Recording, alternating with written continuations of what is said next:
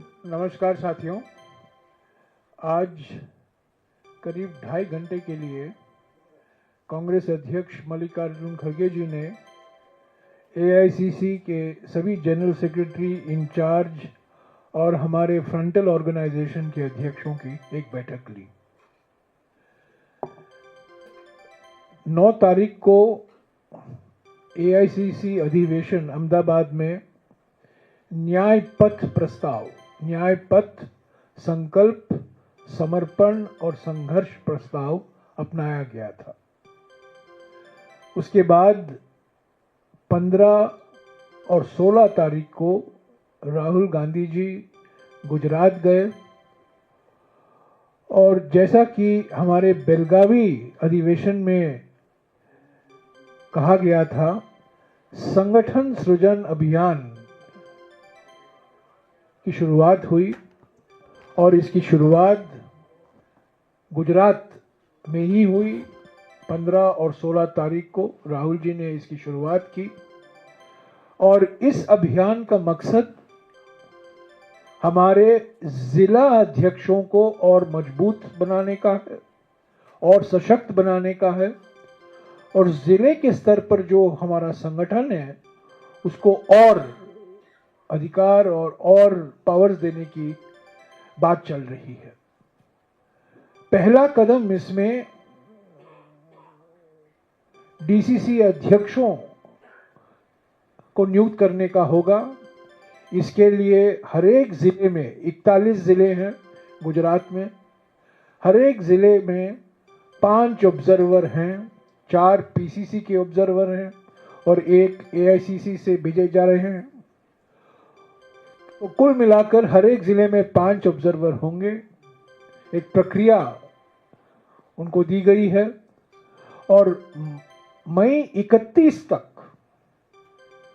नए अध्यक्षों की नियुक्ति की जाएगी। 31 मई तक संगठन सृजन अभियान की शुरुआत गुजरात से और इसके बाद अलग अलग राज्यों में भी ये संगठन सृजन कार्यक्रम जो डीसीसी पर केंद्रित है, इसकी शुरुआत होगी। तो इसको कर आज की बैठक हुई है। जो प्रस्ताव अपनाया गया था अहमदाबाद में, उस पर और अगले कदम क्या होने चाहिए, इस पर कई सुझाव आए और आज ये तय किया गया कि 25 तारीख से 30 तारीख तक, यानी कि अप्रैल 25 से लेकर अप्रैल 30 तक, इस बीच हर एक राज्य में संविधान बचाओ रैली का आयोजन हो। ये पीसीसी जिम्मेदारी है। 25 अप्रैल से लेकर 30 अप्रैल के बीच में संविधान बचाओ रैली और जो मुद्दे हमारे प्रस्ताव में थे, अहमदाबाद के प्रस्ताव में थे, खास तौर से सामाजिक न्याय को लेकर और आर्थिक न्याय को लेकर, जो विस्तार से उस प्रस्ताव में जिक्र किया गया था और जो एआईसीसी अधिवेशन में अपनाया गया, उन मुद्दों को लेकर ये राज्य के स्तर पर ये विभिन्न रैलियां होंगी। मई 3 से मई 10 तक, इस बीच मई 3 और 10 मई के बीच में जिले के स्तर पर ऐसे ही संविधान बचाओ रैली किया जाएगा। उसके बाद 11 मई से लेकर 17 मई तक, इस बीच हर एक असेंबली कॉन्स्टिट्यूएंसी में, हर एक असेंबली क्षेत्र में संविधान बचाओ रैली होगा और 20 तारीख मई से 30 तारीख मई तक घर घर संविधान बचाओ अभियान निकाला जाएगा। तो 25 अप्रैल से लेकर 30 मई तक राज्य के स्तर पर जिले के स्तर पर, असेंबली क्षेत्र के स्तर पर और घर घर को लेकर जो हमारा अहमदाबाद अधिवेशन का न्याय पथ प्रस्ताव जो अपनाया गया था, उसकी जो मुख्य बिंदु हैं, मुख्य विषय हैं, मुख्य मुद्दे हैं, और जैसा कि मैंने कहा खास तौर से सामाजिक न्याय को लेकर और आर्थिक न्याय को लेकर विस्तार से जो उस प्रस्ताव में पेश था, उसको हम राज्य में, जिले में, असेंबली क्षेत्र में और घर घर तक वो संदेशा पहुंचाएंगे। और ये संविधान बचाओ रैली होगा। इसके अलावा और भी मुद्दे आए, कई लोगों ने जिक्र किया। जिस तरीके से हमारे संविधान पर आक्रमण हो रहा है, और जैसा कि मैंने आपको पहले ही बताया गया कि जिस तरीके से ईडी जैसे संस्था का दुरुपयोग हो रहा है, जिसके सूत्रधार दो व्यक्ति हैं जिनकी मानसिकता आपराधिक मानसिकता है, न्याय को लेकर एक बहाना बना रहे हैं, कानून को लेकर एक बहाना बना रहे हैं, पर ये तो आपराधिक मानसिकता है। जिस तरीके से ईडी का दुरुपयोग हुआ है हमारे कांग्रेस के नेतृत्व पर, लगातार हो रहा है, तो इस पर भी चर्चा हुई। इसको लेकर 21 और 24 के बीच में अलग अलग राज्यों में, अलग अलग शहरों में हमारे नेता प्रेस कॉन्फ्रेंस करेंगे। मीडिया के द्वारा जो गलत प्रचार हो रहा है, जो इल्जाम लगाए जा रहे हैं सोनिया गांधी जी के ऊपर और राहुल गांधी जी के ऊपर और यंग इंडियन को लेकर खास तौर से, जो बिल्कुल गलत, बिल्कुल झूठ, बिल्कुल बेबुनियादी बातें कही जा रही है बीजेपी की ओर से, उसका हम पूरा खंडन करते आ रहे हैं और करते भी रहेंगे। उस पर ज़्यादा चर्चा नहीं हुई क्योंकि सब लोग जानते हैं कि इसका खंडन को तो हमें करना ही है। ये कोई कानूनी मसला नहीं है, ये एक बिल्कुल राजनीतिक मुद्दा बन गया है। प्रतिशोध की राजनीति, उत्पीड़न की राजनीति, धमकी की राजनीति, डराने की राजनीति है और हम पीछे हटने वाले नहीं हैं। पर आज की बैठक का मुख्य मकसद यही था कि अहमदाबाद में जो प्रस्ताव अपनाया गया था उसको हम आगे और कैसे ले चलें। राहुल जी बार बार सामाजिक न्याय को लेकर अलग अलग जगहों में इस पर बात कर रहे हैं। खास तौर से हमारे अहमदाबाद प्रस्ताव में 3 बिंदु मौजूद थे जिसको हमने कहा था कि सामाजिक न्याय जो संविधान के पहले, हमारे संविधान के प्रस्तावना के पहले ही लाइन पर इसका जिक्र किया गया है। सामाजिक न्याय, आर्थिक न्याय और राजनीतिक न्याय। सामाजिक न्याय को लेकर हमारे 3 मांगे जो थी, एक, राष्ट्रीय स्तर पर केंद्र सरकार द्वारा एक जातीय जनगणना गणना कराना अनिवार्य है।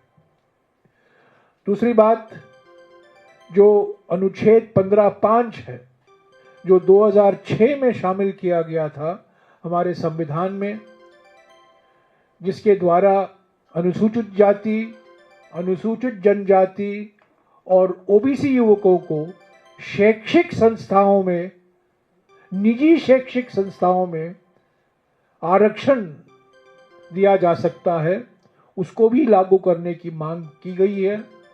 और तीसरी बात, जो 50% सीमा लगाई गई है 1962 में, ये संविधान में नहीं है, ये सीमा सुप्रीम कोर्ट ने तय किया था 1962 में और बार बार दोहराया गया है। संविधान संशोधन द्वारा ये 50% सीलिंग हटाने की मांग की है। ये हमने प्राथमिकता होगी।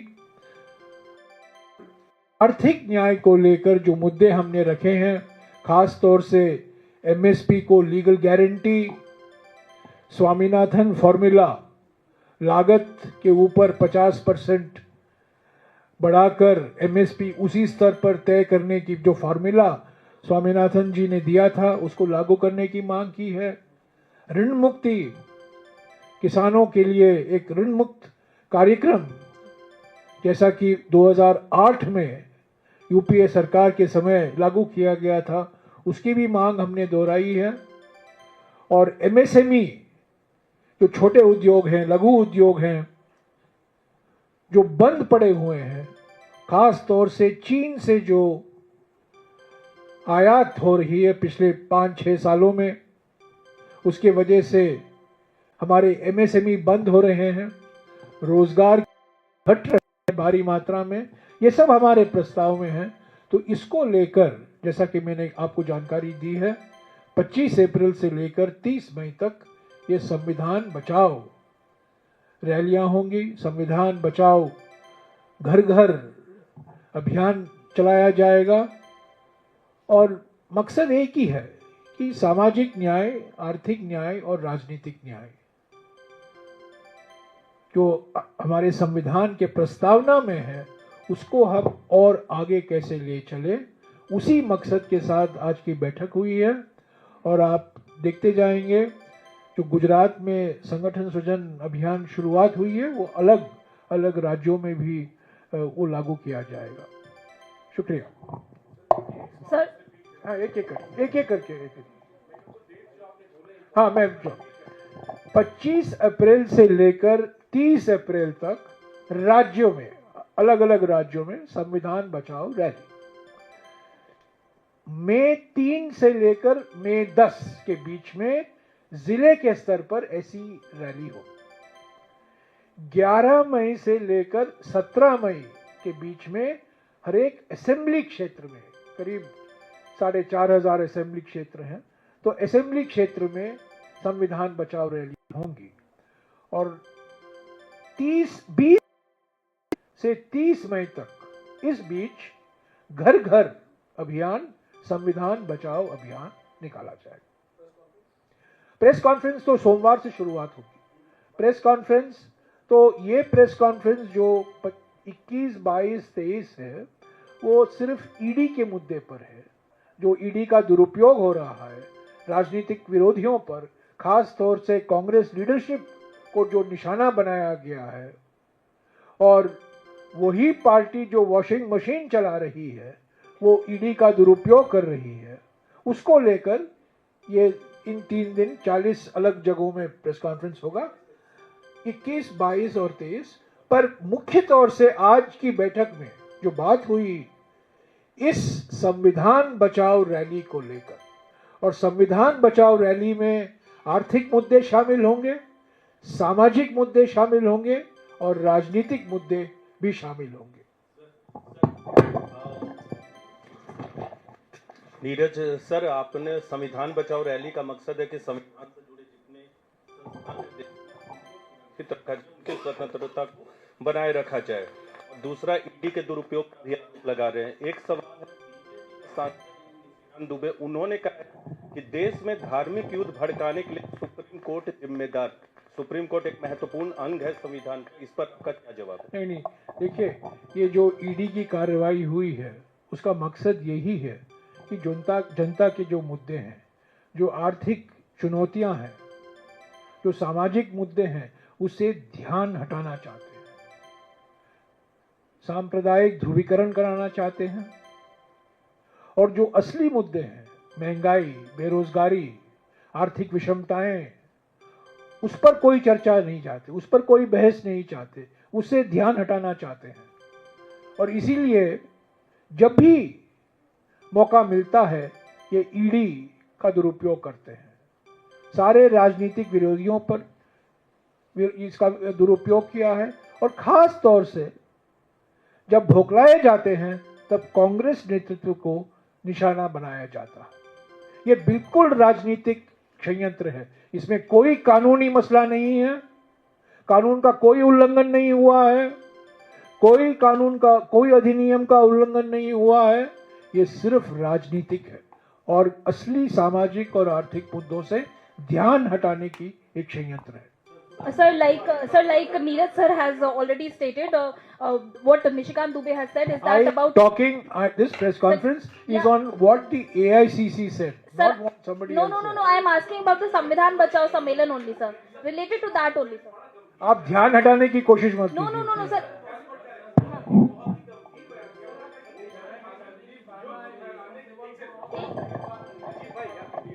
अजीत जी बोल रहा हूँ सर, आप सुन लीजिए जरा, स्टेटमेंट सुन लीजिए। निशिकांत दुबे ने कहा है कि देश मैं में निशिकांत दुबे पर ये प्रेस कॉन्फ्रेंस नहीं सर, है। उन्होंने कहा कि सुप्रीम कोर्ट जिम्मेदार है, देश में युद्ध भड़काने के लिए अब सुप्रीम कोर्ट केवल जिम्मेदार है। ये देखिए, बहुत गंभीर स्टेटमेंट है, सुप्रीम कोर्ट को रिएक्शन दीजिए। कमजोर करने में लगे हुए हैं। सुप्रीम कोर्ट के जो अधिकार हैं, संविधान जो अधिकार देता है सुप्रीम कोर्ट को, उसको काटने में, उसको कमजोर करने में लगे हुए हैं। संवैधानिक पदाधिकारी भी सुप्रीम कोर्ट के खिलाफ बोल रहे हैं, मंत्री भी सुप्रीम कोर्ट के खिलाफ बोल रहे हैं, सांसद भी, बीजेपी के सांसद भी अभी सुप्रीम कोर्ट के खिलाफ बोलने में लगे हुए हैं। क्योंकि सुप्रीम कोर्ट एक ही बात कह रही है, जब आप कानून बनाते हैं, संविधान के बेसिक स्ट्रक्चर के खिलाफ मत जाइए। अगर संविधान के खिलाफ है तो इस कानून को हम स्वीकार नहीं कर सकते। कांग्रेस पार्टी चाहती है कि सुप्रीम कोर्ट इंडिपेंडेंट हो, पूरी तरीके से स्वतंत्र हो, निष्पक्ष हो और जो अधिकार उनको संविधान ने दिया है उसका पूरा सम्मान करना चाहिए। पर यह बिल्कुल साफ है कि एक जानबूझकर अलग अलग आवाजें आ रही हैं और सुप्रीम कोर्ट को निशाना बनाया जा रहा है। क्योंकि सुप्रीम कोर्ट कई मुद्दों पर, इलेक्ट्रल बॉन्ड लीजिए, अब ये वक्फ का मुद्दा आया है, इलेक्शन कमीशन का मुद्दा भी लंबित है सुप्रीम कोर्ट में। कई ऐसे मुद्दे हैं जहां सुप्रीम कोर्ट ने कहा है कि जो सरकार ने किया है वो गैर संवैधानिक है, वो संविधान के खिलाफ है। Higher courts against this. Will you approach higher courts Again? against this National Herald charge sheet? No, let us see what we don't have the charge sheet. This is amazing. We are being accused without a charge sheet, and this is not a charge sheet. It's a lie sheet. It's a lie sheet. I have said so on multiple occasions. Let me say it once again. Young Indian is a Section 8 company. Section 8 under the Companies Act 2013 and Section 25 under the Companies Act of 1956. It's a no-profit company. No profit. It owns no assets. All the National Herald properties are owned by Associated Journals Limited. There is no property owned by Young Indian. Young Indian shareholders get no income, no sitting fee, no benefit. It's a non-profit company. No law has been broken. This is what the government has done is actually a crime. No law has been broken. These charges are completely false. Completely false. The properties of National Herald continue to be owned by Associated Journals. Let us be very clear on that. And we are, these are the facts. They will come out. Jairam sir. Let us see first. Let the charge sheet come. Where is the charge sheet? Let's see what happens on the 25th. So But we are very clear. This is not a legal battle. This is a political battle. This is a battle between Satya and Asatya, Satya and Jhoot. This is a political battle. It is a political battle because the BJP wants to divert the people's attention from pressing economic and social issues. And every time the Congress raises issue of caste census, issue of reservations for scheduled castes, scheduled tribes and OBCs, every time Congress party raises issue of constitution, ED is raised by the BJP. ये chargesheet नहीं है, ये एक झूठ पत्र है, ये chargesheet नहीं है। जो सेक्शन 8 कंपनी है यंग इंडियन, बार बार कहा जाता है कि 2000 करोड़ रुपए की संपत्ति के मालिक बन गया है, बिल्कुल गलत है, बिल्कुल झूठ है, बेबुनियादी है। जो बिल्डिंग है, जो संपत्तियां हैं, वो एजेएल के कंट्रोल में है, एजेएल मालिक है, यंग इंडियन मालिक नहीं है। शेयर होल्डर यंग इंडियन के कोई आमदनी नहीं है, कोई प्रॉफिट नहीं मिलता है, क्योंकि ये नॉन प्रॉफिट कंपनी है। और इस कंपनी जो बनाया गया है वो कंपनी अधिनियम, कंपनी लॉ 2013 के तहत ही बनाया गया है, कोई गैर कानूनी तरीके से नहीं बनाया गया है। सारे कागजात हैं और एक ना एक दिन जल्द ही सारा सत्य निकल आएगा और ये सबको पता चल जाएगा कि ये एक राजनीतिक षड्यंत्र रचाया गया है दो व्यक्तियों से द्वारा, जिनकी मानसिकता आपराधिक मानसिकता है। क्राइम उनकी है, अगर कोई क्राइम है वो क्राइम प्रधानमंत्री और गृहमंत्री की है और किसी की नहीं। Ram sir, one question. Sir, as the Congress President Mallikarjun Kharge has also mentioned about Waqf, so I just wanted to know the campaign which you are starting from April 20th. Are you also going to make sure that awareness campaign will be done? संविधान बचाओ में ये सब शामिल होगा। और वक्फ supreme court ने तो अंतरिम निर्णय दे दिया है। अंतरिम निर्णय के अनुसार क्या है कि जो पार्लियामेंट में पारित हुआ वो संविधान के बेसिक स्ट्रक्चर के खिलाफ गया ना, मूल ढांचे के खिलाफ गया है। तो वक्फ भी होगा। कई मुद्दे हैं, जाति जनगणना है, अनुच्छेद 15(5) है, 50% सीमा है, एमएसएमई है, महंगाई है, आर्थिक विषमताएं हैं, तो अलग अलग मुद्दे हैं। जिस तरीके से जो संवैधानिक अधिकार है, संवैधानिक हक है हमारे अल्पसंख्यकों के लिए, उसका उल्लंघन हो रहा है, वो भी शामिल होगा। संविधान बचाओ और संविधान के 3 स्तंभ हैं, सामाजिक न्याय, राजनीतिक न्याय और आर्थिक न्याय, और तीनों को लेकर संविधान बचाओ रैलियां और अभियान चलाया जाएगा। One more question regarding the organization. Okay. Sir, सबको एक एक करके I'll come back to you. हाँ, सर, नेशनल हेराल्ड मामले पर सर कल एक मिनट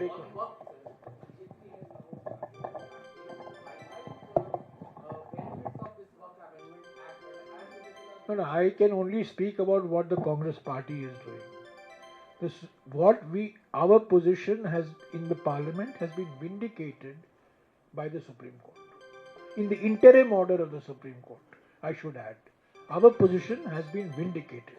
जो हमने कहा था वही सुप्रीम कोर्ट से निकल कर आया है अंतरिम ऑर्डर में, अंतरिम निर्णय में। तो बीजेपी क्या करती है वो अलग बात, और सारे अल्पसंख्यक समुदायों को निशाना बनाया जाएगा। अभी तो वक्फ की बात कर रहे हैं, अगले दिन केरल में जो ईसाई संस्थाएं हैं उनको निशाना बनाने की बात की गई थी इन Kerala. For your benefit, I will speak in English. That after the Waqf, there was an article in the Organizer, which is an official mouthpiece of the RSS, that now the churches should be made the target. तो ये सब देखिए, ये एक रणनीति है उनकी, अल्पसंख्यकों के तनाव पैदा करे। नेशनल हेराल्ड मामले पर सर कल बीजेपी ने एक प्रेस कॉन्फ्रेंस किया था अनुराग ठाकुर ने, उन्होंने कहा कि क्या नेशनल हेराल्ड मामले में फास्ट ट्रैक इसको करने के लिए, मुकदमे को करने के लिए आज मैं एआईसीसी के पदाधिकारियों के बैठक में क्या बात हुई उस पर मैं चर्चा कर रहा हूँ, उसकी जानकारी दे रहा हूँ। फलाना मंत्री, फलाना सांसद जो पब्लिसिटी चाहते हैं, हेडलाइन में आना चाहते हैं, क्या कहा, मैं उस पर कोई टिप्पणी नहीं करूंगा। जयराम जी,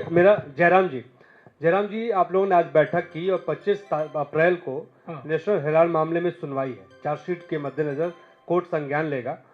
मेरा सवाल आपसे ये है कि सोनिया गांधी को बनाया गया है, क्या उस दिन सोनिया जी, राहुल जी भी जाएंगे कोर्ट? जाने का कोई कार्यक्रम है क्या? कोई प्रदर्शन का भी कार्यक्रम है 25 तारीख को? अभी आपको मैंने कहा है 25 अप्रैल से लेकर 30 अप्रैल के बीच में संविधान रैलियां होंगी हर एक राज्य में, और आप वही सवाल मुझे पूछ रहे हो।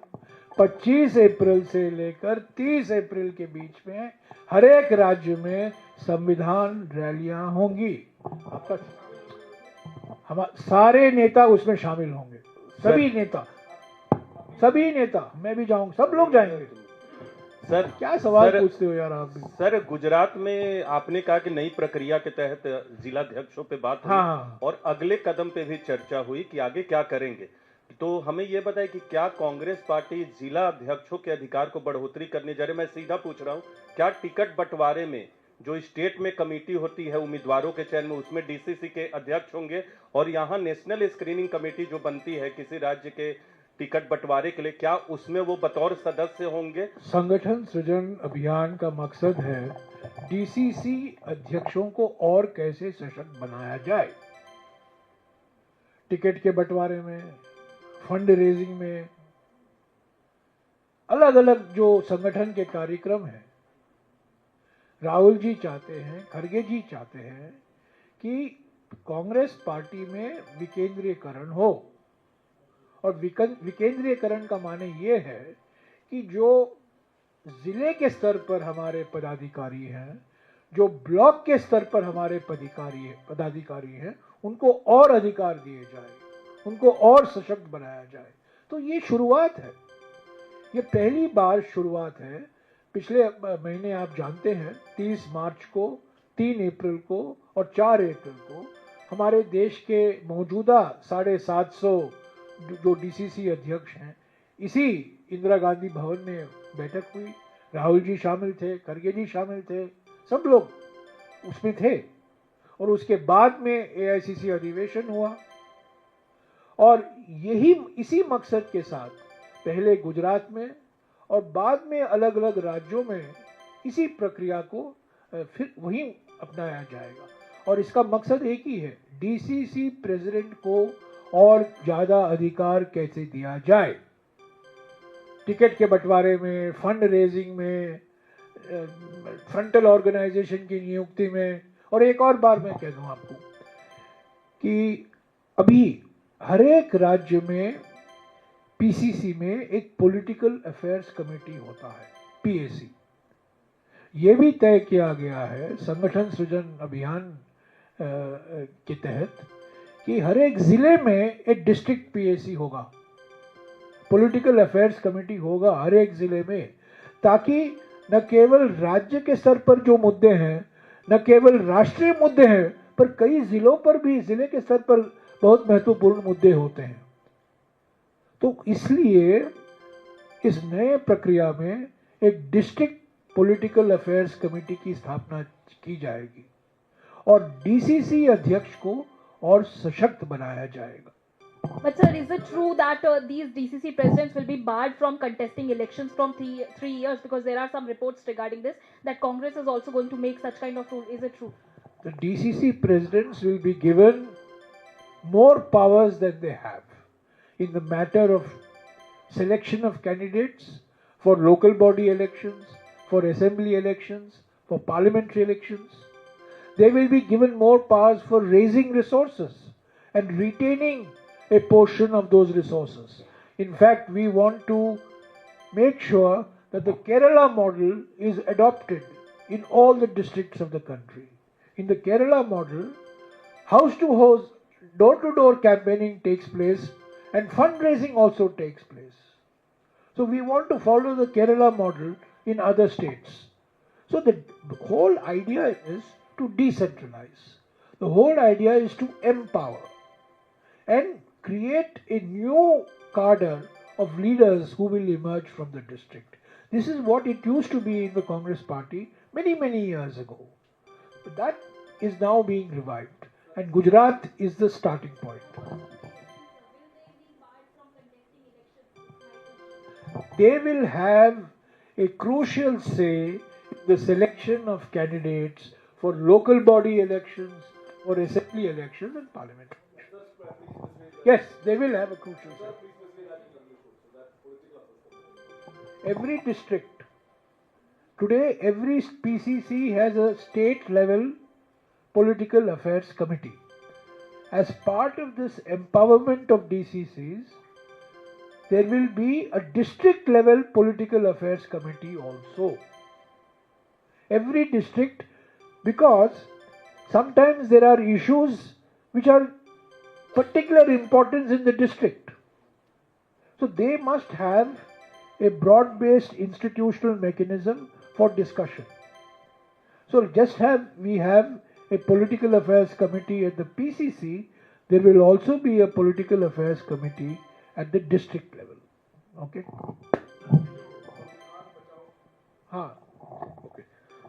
तो ये जो राज्य स्तर पर, जिला स्तर पर और विधानसभा के स्तर पर संविधान बचाओ सम्मेलन आप और करेंगे? घर घर के स्तर पर, वो उस पर मैं चार लेवल, वही तो मेरा सवाल है। तो बाकी तो सम्मेलन होगा, ये जो घर घर आप अभियान वो तो अभियान है, वो तो अभियान तो है। मैं ये पूछ रहा हूँ उसमें क्या टारगेट है, कितने घरों कितने परिवारों तो तक पहुंचने का टारगेट है, और उसमें क्या संविधान की कॉपी आप देंगे, कैसे मैसेज पहुंचाएंगे, और क्या राहुल जी भी उसमें भाग लेंगे? बैठक आज ही हुई है, निर्णय आज ही किया गया है। क्या बनी है? क्या संविधान डिस्ट्रीब्यूट किया जाएगा या बुकलेट दिया जाएगा, या पर एक चीज जरूर दिया जाएगा, वो अहमदाबाद प्रस्ताव। क्यों? अब टारगेट तो 100% होता है। घर घर माने घर घर, घर घर माने घर घर, चुन चुन के घर घर नहीं, घर घर माने घर घर। पर हम चाहते हैं कि घर घर जो हमारा न्याय पथ, संकल्प, समर्पण, संघर्ष प्रस्ताव है, उसमें सारा कुछ दिया गया है।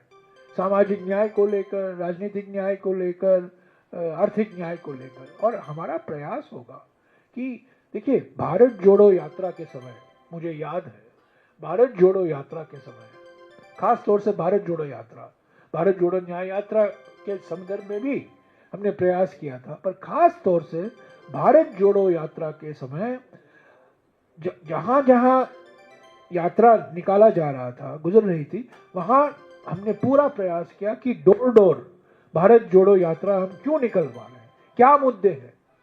और वो कई नागरिक संस्थाएं मिल गई, ऐसे ही तो एनजीओ शामिल हो गए भारत जोड़ो यात्रा में। तो ये जो आपने पूछा 20 तारीख मई से 30 तारीख मई के बीच में, इसमें हमारे कांग्रेस कार्यकर्ता शामिल होंगे, एनजीओ, नागरिक संस्थाएं शामिल होंगी, जो हमारे कांग्रेस हितैषी हैं, शुभचिंतक हैं, वो भी शामिल होंगे, क्योंकि हम चाहते हैं कि अहमदाबाद प्रस्ताव और संविधान बचाओ का संदेशा घर घर तक, हर घर तक पहुंचे।